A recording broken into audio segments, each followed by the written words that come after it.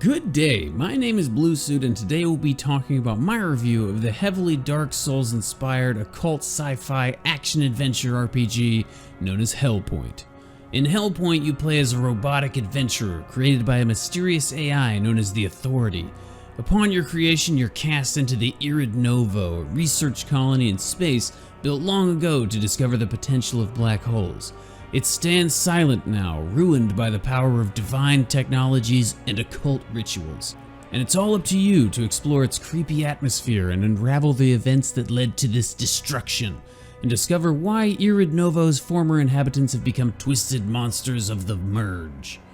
Hellpoint's story is as intriguing as it is vague, with almost all of it being entirely missable. In true Souls-like fashion, if you don't expressly seek out the story, you're probably going to miss it.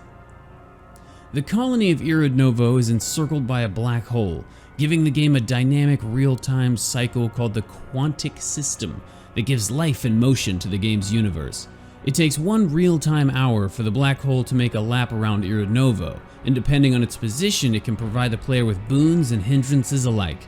It took me a while to figure out why this overpowered mini-boss suddenly started spawning out of nowhere, killed me over and over for 10 minutes, and then just didn't spawn anymore.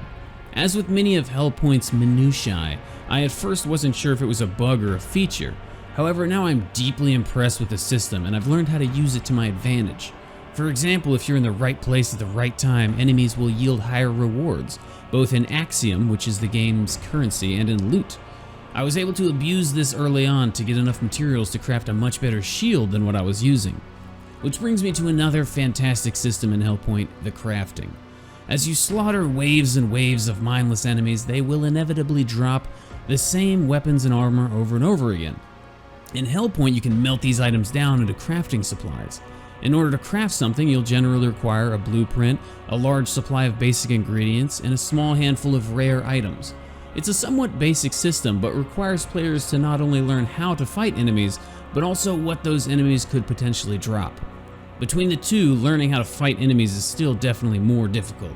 There are droves of enemies in Hellpoint, each with their own unique attack animations and weapons, while still being highly rewarding for players patient enough to put in the work. In any Souls-like game, the two most important factors are combat and weapon selection. First, let's talk about combat. It's everything you would want from a Souls clone. The combat is way tighter than any other indie attempt at the genre ever.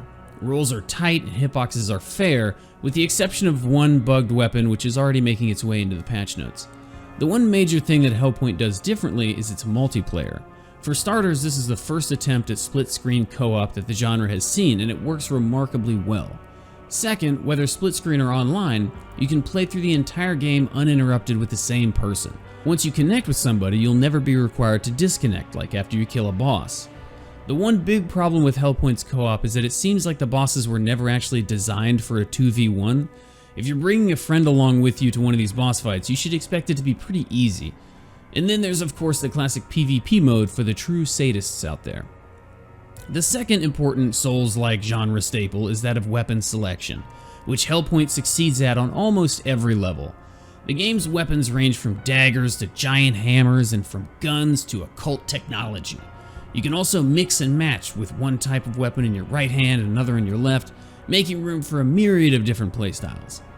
The one surprising thing left out of Hellpoint are the two-handed weapons. Giant weapons still exist of course, but nothing can actually be wielded with two hands. It's a good example of how Hellpoint has taken so much from Dark Souls that it's kind of confusing when they leave things out. However, there's one mechanic here that really brings a lot to the table, and I'm talking about weapon proficiency. Once you claim a weapon as yours and you use it over and over again, that weapon will actually gain experience and even level up. In my playthrough, I decided to use a weapon called the Column, essentially just a massive hunk of concrete. Once I leveled it up, I was able to equip it with a very useful conductor ability, and then on level 2 I learned a passive that increases damage by 50%. After that, I was really just one-shotting everything up until the next boss. I love this mechanic because you don't really know how good a weapon is until you unlock its proficiency levels, adding further depth to your builds.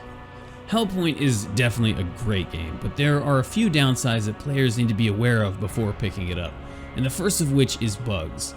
Hellpoint hasn't had the smoothest of launches, and there were really quite a few bugs that they had to squish before the game was worth it. Right now, if you pick this game up, you should expect some jankiness.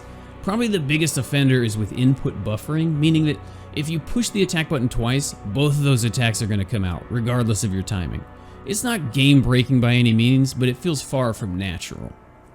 Right now, you can pick up Hellpoint on PC, PS4, and Xbox One for $35. And honestly, I think that's right on the money. There are a few bugs still being ironed out, but they aren't enough to detract from the game's overall worth, especially considering that there's a new game plus. So I'm valuing Hellpoint at $35, and I highly recommend it to fans of the Souls-like genre. It's familiar enough that you can pick it right up and enjoy it, but it also does enough things different so that there's plenty that you'll need to learn. I hope that you enjoyed this review of Hellpoint. Come see me on Twitch where you can watch our reviews in progress 5 nights a week.